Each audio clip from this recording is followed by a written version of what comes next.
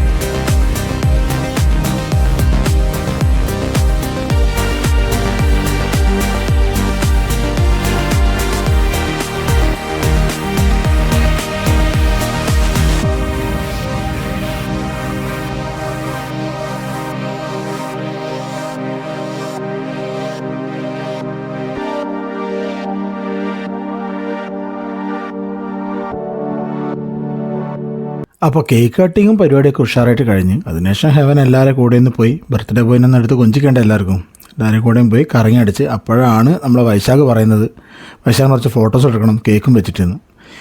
അപ്പോൾ വൈശാഖിൻ്റെ ഡയലോഗ് കേട്ടപ്പോൾ ഞാൻ വിചാരിച്ചത് വേറെന്തോ വലിയ സംഭവമൊക്കെ എടുക്കാനുള്ള പ്ലാനാണെന്ന്. ഈ പരിപാടി എന്നുള്ള കാര്യം പിന്നെ വന്നപ്പോഴാണ് കണ്ടത്.